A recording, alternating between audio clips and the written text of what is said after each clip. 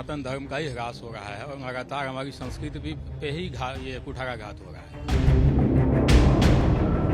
समय में किसी संत पे इस तरह की टिप्पणी करना ये कम उचित लगता है। ये सनातन परंपराओं का विरोध कहीं न कहीं नजर आता है। भद्राचार्य ने क्या कहा, तो ये सत्य है कि उन्होंने जो प्रेमानंद जी पर टिप्पणी की वह गलत है।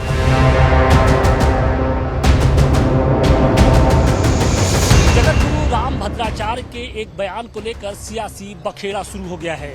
राम भद्राचार्य ने प्रेमानंद महाराज के ज्ञान पर सवाल उठाया तो कहीं न कहीं अब विवाद की स्थिति बनती दिख रही है। और इन सब के बीच में राम भद्राचार्य का संबंध वाराणसी से बहुत गहरा रहा है, क्योंकि वाराणसी के सबसे प्रसिद्ध संपूर्णानंद संस्कृत विश्वविद्यालय के वो छात्र रहे हैं।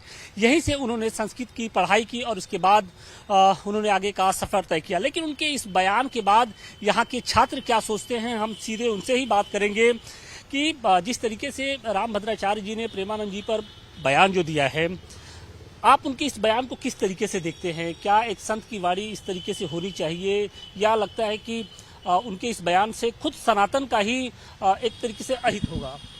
देखिए, इसमें कहना जो है गलत नहीं होगा कि राम भद्राचार्य जी परम योग्य हैं, इसमें कोई संदेह नहीं है। और काशी की विद्वत परंपरा में, शास्त्र परंपरा में पढ़े हुए हैं और महनीय आचार्यों से शिक्षा ग्रहण की हुई है। लेकिन आज के समय में किसी संत पे इस तरह की टिप्पणी करना ये कम उचित लगता है। ये सनातन परंपराओं का विरोध कहीं न कहीं नजर आता है।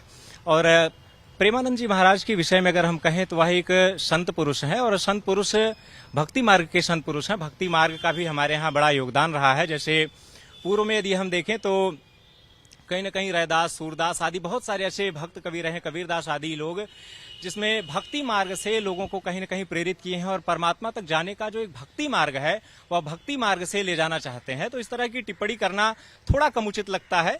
ज्ञान की रही बातें तो ज्ञान की अलग अलग परंपराएं हैं, सबके ज्ञान भिन्न भिन्न होते हैं। कहा जाता मुंडे मुंडे मतिर भिन्ना, सबके मत में अलग अलग चीजों को लेके अलग अलग विचार होते हैं और अलग अलग तरह की समझ होती है।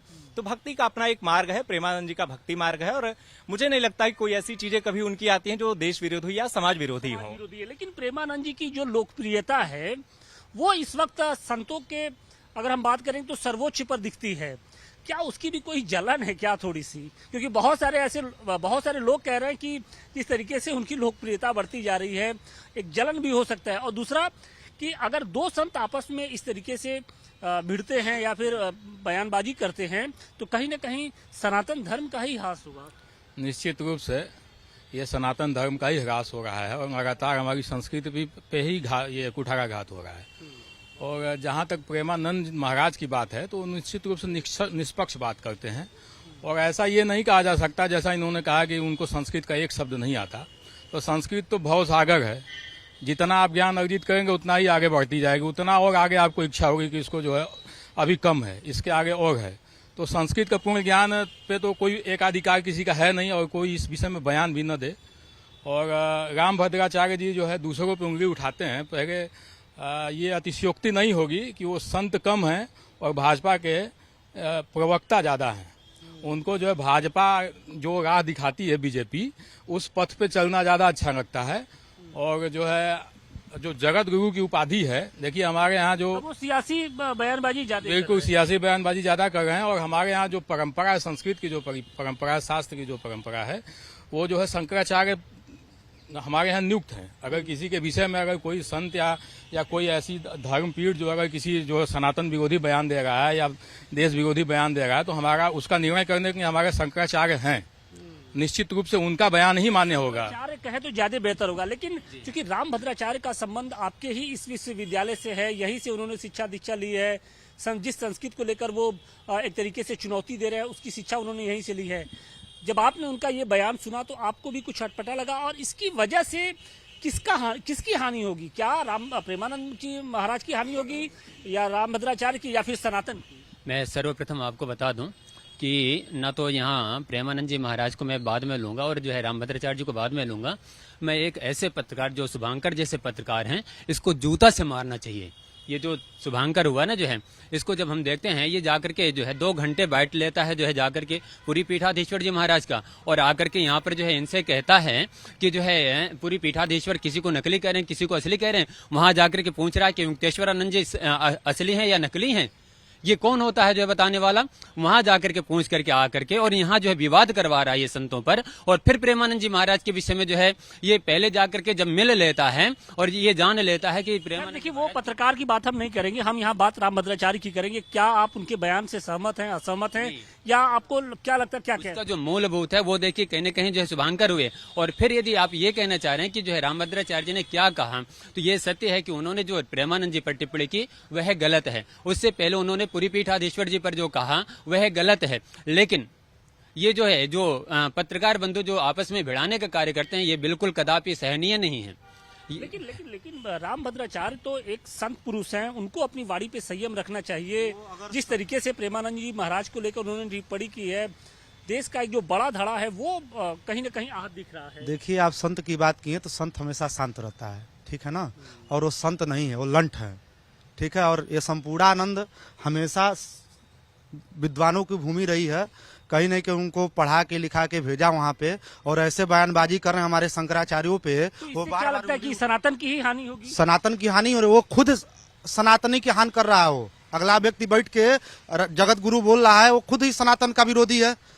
और सबसे बड़ा विरोधी तो हमारा भाजपा सरकार है जो अभी सत्ता चला रही है। सबसे बड़ा संत, क्योंकि उन्हीं के इशारे पे चल रहे हैं। ये संत ही नहीं, लंठ है। और कल के डेट में देख रहे हैं उनके विषय में अगर कोई विरोध कर रहा है तो तमाम प्रकार की यातनाएं सहनी पड़ रही है। जरूर भाजपा का ही है। अभी मैं ये कह रहा हूं तो जरूर कहीं ना कहीं भाजपा मेरे ऊपर टारगेट करेगी। नहीं, भाजपा की टारगेट नहीं। आप उनके बयान को किस तरीके से देखते हैं? जिस तरीके से प्रेमानंद जी महाराज को लेकर उन्होंने जो बयान दिया है, आपका क्या कथन रहेगा? आप दोनों लोग जो है, मतलब रामभद्राचार्य और प्रेमानंद जी दोनों लोग सनातन के एक अभिन्न अंग हैं, और ऐसी जो है टिप्पणी करने से जो है रामभद्राचार्य जी को बचना चाहिए। इससे सनातन की ही हानि है। बाकी जो आपस में मतभेद है उसको जाके जो है सुलह करें और निपटाएं अपने में ही। नहीं होता है संतों का, पहले बात कोई मतभेद ही नहीं होना चाहिए। सब संत अपने में विराजमान है, अपने में विद्वान है, ठीक है। कहीं भक्ति मार्ग में वो चल रहे हैं तो भक्तिमान उनके प्रेरणा सोच से कई लोग ही अपने भक्ति को अपनाए हैं जो छोड़ छोड़ के चल रहे हैं, ठीक है। तो प्रेमानंद अपने में स्वयं में विद्वान हैं और उनके ज्ञान पर सवाल नहीं उठना चाहिए। हालांकि देखिए, ये वो लोग हैं, ये वो छात्र हैं जो संपूर्णानंद संस्कृत विश्वविद्यालय के ही हैं, जहां से निकलकर रामभद्राचार्य आगे गए। लेकिन ये छात्र भी उनके इस बयान से सहमत नहीं है, क्योंकि जिस तरीके से उन्होंने प्रेमानंद महाराज के ज्ञान पर सवाल उठाया, उससे न सिर्फ ये छात्र बल्कि देश का एक जो बड़ा तबका है वो कहीं न कहीं आहत दिख रहा है। सनातन धर्म का ही ह्रास हो रहा है और लगातार हमारी संस्कृति भी पे ही ये कुठाराघात हो रहा है। समय में किसी संत पे इस तरह की टिप्पणी करना ये कम उचित लगता है। ये सनातन परंपराओं का विरोध कहीं न कहीं नजर आता है। भद्राचार्य जी ने क्या कहा, तो ये सत्य है कि उन्होंने जो प्रेमानंद जी पर टिप्पणी की वह गलत है।